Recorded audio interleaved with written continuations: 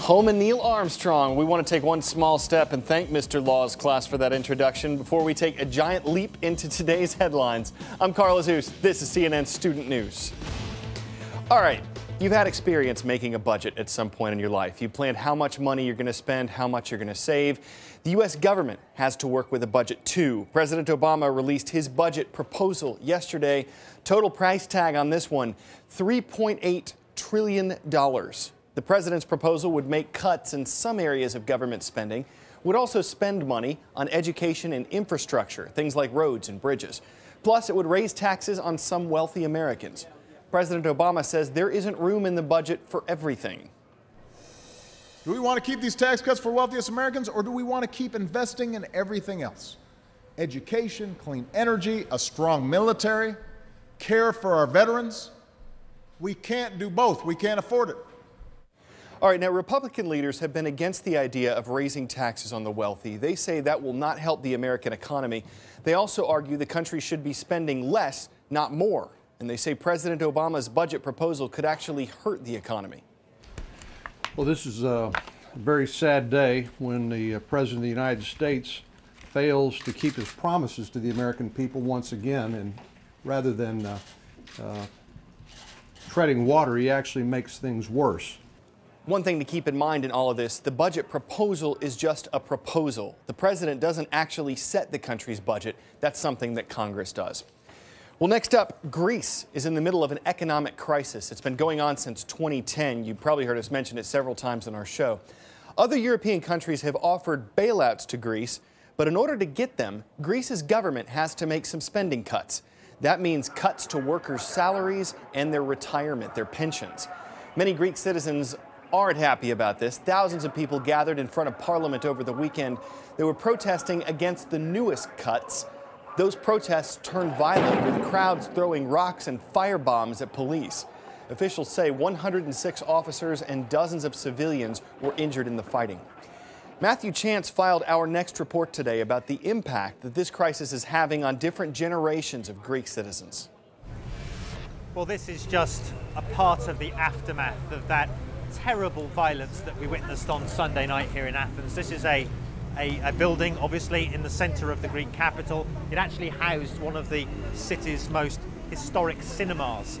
And there's a lot of people in the city who are reviled, disgusted at the fact that the protesters torched this building and left it in this state. But even though most people here don't approve of the violence that led to this, I think it's pretty clear that it was an expression of a much wider anger and frustration amongst Greeks about what's happening to their country. Okay, well, one of the groups that's most affected by the crisis in Greece are people between the ages of 16 and 24. Official statistics say unemployment in that age group is a massive 48%. Well, young and old affected by this economic crisis. Some pensioners say they've already endured a 25% cut in their monthly income, and now they're going to have to face more cuts with these new austerity measures that are being implemented. What's the word? It's the place on the Earth's surface directly above the focus of an earthquake. Epicenter. That's the word. You probably remember the massive earthquake that hit Japan last year. The epicenter of that was out in the ocean, more than 200 miles away from Tokyo. But scientists in the island nation are considering the possibilities of another major quake, one whose epicenter could be right in the heart of the country's most populated city. Kyung-la looks at how Japan and its people might prepare. Is it a matter not of if, but when? What I'm saying is that sooner or later the earthquake will happen, says Professor Shinichi Sakai. He's not talking about just any earthquake, but the big one, epicenter Tokyo. Sakai is with the Earthquake Research Institute at Tokyo University, the agency of record when it comes to earthquakes in Japan. And the institute believes there is a 50% chance that in 4 years, a massive magnitude 7 will strike Tokyo. Ominous words not lost on any of Tokyo's 12 million residents. Thousands took part in this neighborhood-wide drill for when that big one hits. The Earthquake Institute says since March 11th, quakes have hit Japan at 5 times the normal level. In essence, say researchers, the entire country's ground structure shifted, making a massive quake centered on Tokyo much more likely. Tokyo is built to withstand a massive quake, but it's not these modern high-rises that concern city leaders. It's the older houses where people live in the city, structure collapses and building fires. That's what researchers say will kill an estimated 10,000 people if a magnitude 7.0 strikes here. It's scary, says Satsuko Morita. There are so many quakes lately. She adds, I don't know what any of us can do about this. An earthquake occurred. All you can do is prepare and go through the motions of an actual disaster, says Tokyo resident Kenji Isono, logging into the practice disaster site via his mobile phone. He also bought a hand-operated phone recharger just in case of a quake. Why do you think more about disasters now? Because I feel so many quakes all over Japan, he says. Even though the huge quake centered on Tokyo hasn't struck yet, we're more aware. Is this legit?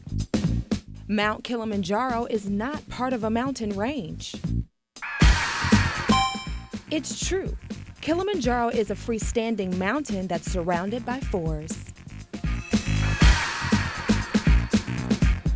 Mount Kilimanjaro is the tallest freestanding mountain in the world, and it's one that Kyle Maynard can look down on. He made a successful climb up Mount Kilimanjaro this year. You might remember Kyle Maynard. We've had him before on CNN Student News. He's a quadruple congenital amputee. His arms and legs end at the elbows and the knees.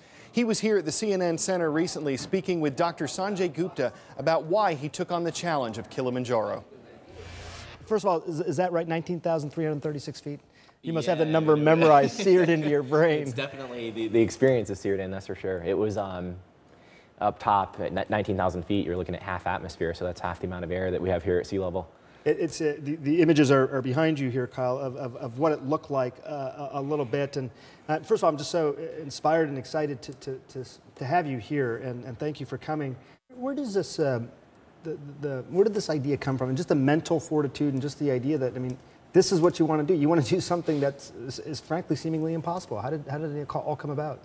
You know, our purpose behind this from the beginning was really just to have this vision to help other people go and say that, look, if you are unsatisfied with, you know, whatever conditions, circumstances are in your life, then you have the choice to be able to go and create the life that you want and to be able to go and make the decision to go and do it. And things aren't going to be perfect when you start, but just to go and choose that, you know, say that, hey, like I'm capable of living more. It's great stuff. Well, before we go, even though I'm not wearing the colors, today is Valentine's Day. This holiday has really gone to the dogs. At least it has in a town in Ohio. It's the annual Valentine's Day social. There's a costume contest, a kissing booth, and if anyone falls in puppy love, the canine couples can head to the corner chapel and get hitched. Here comes the bride, all dressed in fur. We assume they write their own vows for richer or poorer, in sickness and in health, to love and cherish, till death do us part. That brings us to the, I like that pun. That brings us to the tail end of today's show. We hope you have a very happy Valentine's Day. For CNN Student News, I'm Carl Lazoops.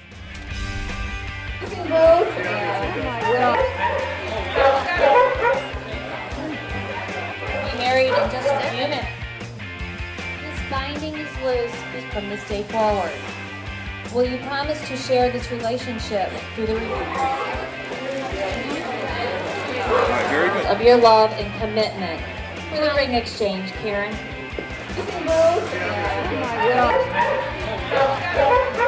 From this day forward. Will you promise to share this relationship through the remainder? Be married in just a minute.